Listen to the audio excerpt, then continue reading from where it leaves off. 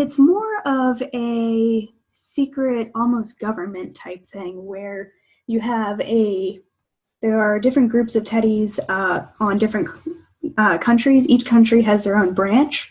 The Agent 603 happens to take place in America, but there are other branches across different continents.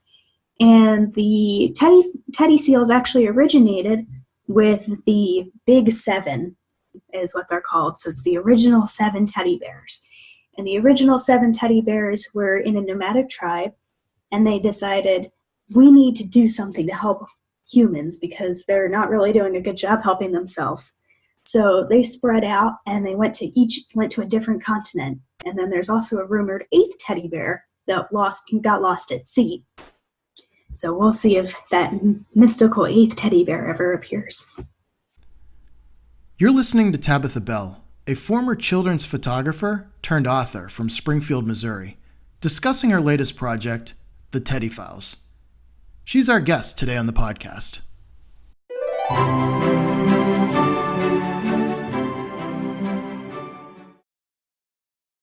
Tabitha, welcome to the show. Thanks for being here. Thanks for having me. How's the weather out there in Missouri today? Today is cold. Last weekend was warm. We'll see what the following weekend brings. Yeah, I think most of the country right now is going through those temperature swings. So first of all, I just want to say thanks for being one of my first guests here on the podcast. It really means a lot. Thank you. Absolutely. So tell me how you came up with the idea for the Teddy Files. Well, my husband was traveling for work before we were married, and he sent me a teddy bear while he was on the road. And we kind of started bantering back and forth, and he was like, the teddy bear is there to take care of you. And we kind of just created our own little storyline from there, and it kind of just took off. Very nice. So what kind of teddy bear was it? Was it a traditional kind of teddy bear, or was it a Valentine's Day teddy bear? Sometime in the middle of the year, just because kind of thing, since he was traveling for so long. And he sent me all kinds of things. He sent me a giant gummy bear once. And that thing was really weird. I swear it healed itself. We chopped up, I was living at home at the time, and we chopped off a limb of the gummy bear, and I swear the next morning we went back in and it was kind of healed back together. So don't ever get one of those. They're kind of freaky. Wow, that's funny. That sounds like its own story. Oh yeah, that's a completely different story. But the teddy bear itself was an adorable just because gift. So was this like a giant gummy bear that like a piece of candy almost? Yeah, I think it was a 3-pound gummy bear or however big it was massive. And the self-healing nature. Yes. So growing up, were you always into creative writing, or did it develop later on? Well, it started with me loving reading. By the time I was 12, I had read all of the Sherlock Holmes books. I had gone through most of my library. In fact, the librarians down at Tacony Library actually put a never expires sticker on my library card because they were tired of renewing it. So it started with that, and then I started doing some creative writing in high school and college, and once I graduated, we ended up with the Teddy Files. And do you still have that library card with you? I actually lost it when I moved out here. Oh, that's too bad. That would have been nice to keep. So as a kid, did you have any authors that you admired? I admired a lot of authors, C.S. Lewis, Arthur Conan Doyle. I read a little bit of H.G. Wells. I'm not sure who the author for Nancy Drew was, but I read a lot of Nancy Drew growing up. Basically, if you name it, I've probably read it. The Babysitter's Club, the Magic Tree House. So which C.S. Lewis novel did you like the most? Well, this one's not a very popular one, but I liked The Magician's Nephew. That one precedes the Lion, the Witch, and the Wardrobe. Got it. So what did you like most about The Magician's Nephew? The Magician's Nephew just sort of intrigued me because I did read The Lion, the Witch, and the Wardrobe first, and then I found out there were other books in the series, and I loved getting an introduction to the world of Narnia and getting an introduction to how this whole world came to be.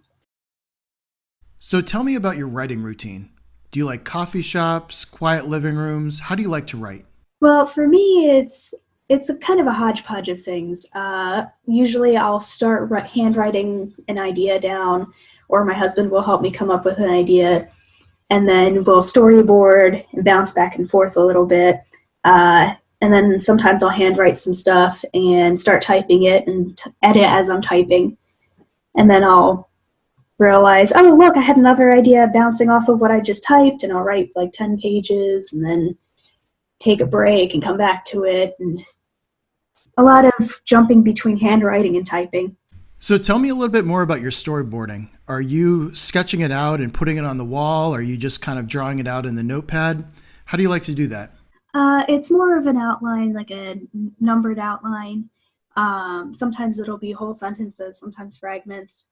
And then from there, I'll go back and say, well, wait, now that we've changed point number 2, point number 4 doesn't make sense, so let's scrap that part and refix that. And then usually the original outline looks nothing like the end result. Yep. So Tabitha, tell me, what inspires you to continue writing? I really love just the act of writing. It's a great way to be creative and keep my mind imaginative and delve into my inner child. And it's also a great way to encourage kids to keep reading, because I know if I had just read the books that were assigned in school, I probably would never have liked reading. They tend to be very lesson-oriented, whereas if you get a child interested in reading something fanciful, something that they're into, they're going to naturally start learning bigger words. They're going to naturally be able to pick up on bigger books and harder to read books, and they're not going to be bothered as much by what would be challenging normally. Yeah, we definitely need more Narnia in the classroom, that's for sure. Yes. Definitely would have paid attention a bit more if we had been reading books like that. So did you have any mentors that helped you along your writing journey? No, it was mostly just me and my husband. He really has supported me a lot through this. He helps me edit my work. So let's talk about the Teddy Files. Sure. So tell me about the premise. What is it all about? So the Teddy Files are about a group of teddy seals who are a secret organization who are under your very nose. They're your teddy bears that live in your house. And they've been around for eons and eons. And their goal is to protect and cuddle. And that they solve mysteries, they solve problems in children's lives. It could be anything from the monster under the bed to any problem you can possibly face. They could be serious problems, they could be silly problems, but the point of the bears is to help you solve your problems. So do the bears talk to people or kids, or are they completely undercover? They're completely undercover, unless you're a very, very lucky person. And are there any lucky people in the Teddy Bear Files universe? There might be in one of the coming books. We're still plotting that one out. So how would you describe the typical reader out there? What age group, what are their interests for the Teddy Files? Well, for the Teddy Files, the age group is about 10. Middle grade chapter book is the reading level. However, I don't think that anybody is ever too old for their teddy bear. So if you're a 20 or 30-year-old who just wants to indulge in your inner child and wants to read about teddy bears, I'm not going to say that you can't. But the target group is definitely 10-year-olds around middle grade, just to encourage. That's about the age when children start either loving reading or hating reading, and I want to encourage loving reading. Very nice. So with the Teddy Files, with these teddies, is there like a leader of the teddies, or are they all kind of independently helping out? It's more of a secret, almost government type thing, where you have there are different groups of teddies on different countries. Each country has their own branch, The Agent 603 happens to take place in America, but there are other branches across different continents. And the teddy seals actually originated with the Big Seven, is what they're called. So it's the original 7 teddy bears. And the original 7 teddy bears were in a nomadic tribe, and they decided, we need to do something to help humans because they're not really doing a good job helping themselves. So they spread out, and they went to a different continent. And then there's also a rumored 8th teddy bear that got lost at sea. So we'll see if that mystical 8th teddy bear ever appears. And with the one that's lost at sea, is there any evidence for this 8th teddy bear, or is it just hearsay? It's just hearsay. That's their folklore, of a sense. Okay. And what would you like your reader to take away from your books? I would like them to take away a sense of happiness, and I would like them to want to be more adventurous. And really, I just want the child to be able to say, wow, I really love this book. As long as 1 or 2 kids are happy with it, I'm happy. So how is each teddy assigned to a child? Are they assigned formally, or do they volunteer? How does that work?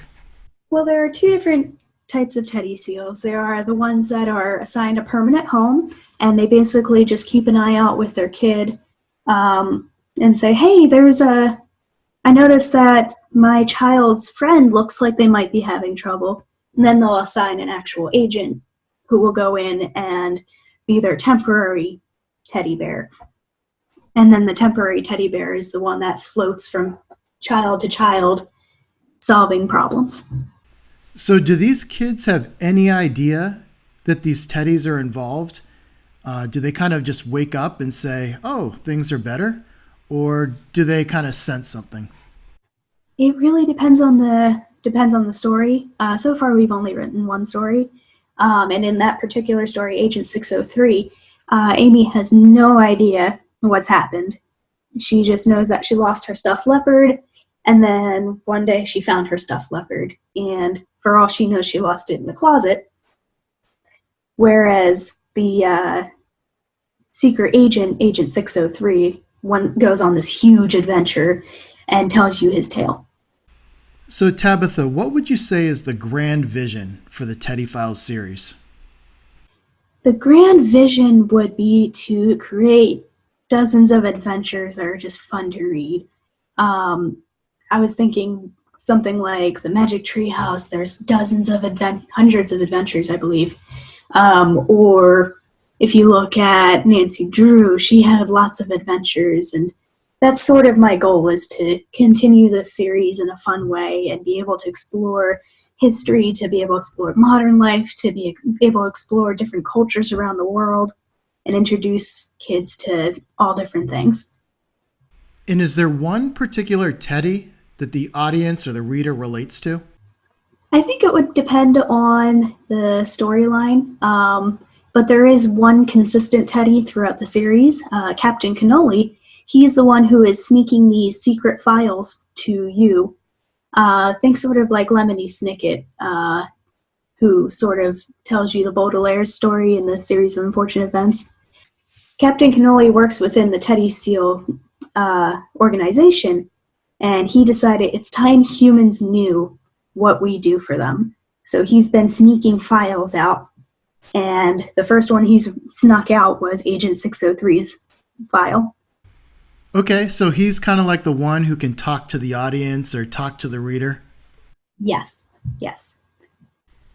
And is getting information to the audience his number one priority, or is it just kind of a side thing that he does occasionally? He basically introduces it and says, here's the file, here's who we are, here's what we do with this information what you will. Okay. So Tabitha, what advice would you give to the younger version of yourself who is just starting out as a writer? Sit down and write. Park your butt in a seat and start writing. That's been my biggest problem, is procrastination. So where can readers pick up a copy of the Teddy Files? Locally, you can buy it at ABC Books, which is a local Springfield, Missouri shop. You can also buy it on Amazon in print or ebook. It's available on Kindle. If you have Kindle Unlimited, the Unlimited Library, you can get it for free currently. I'm sure the listeners who have Kindle Unlimited would love to hear that. Absolutely. It's a great way to entertain your kids on a long car ride, or just in general, get them away from their other screens to a more productive screen. And by the way, we've got the Teddy Files linked up on the Creative Writing Magic website and our Twitter feed. Thank you. And what other projects are you currently working on? So the first book that we are planning is a story about a princess turned pirate.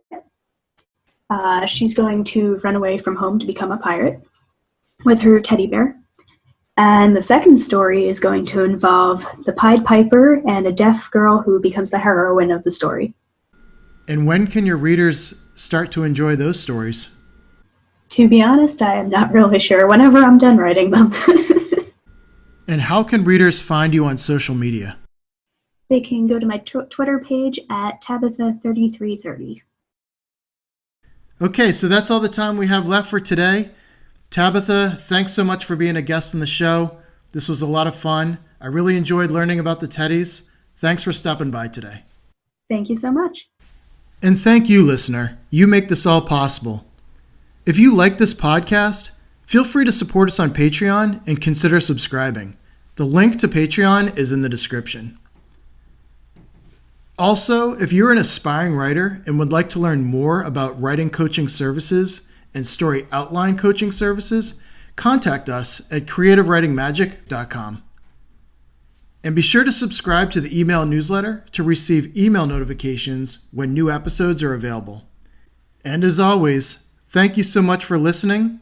Stay inquisitive, support the arts, and keep creating. Bye for now.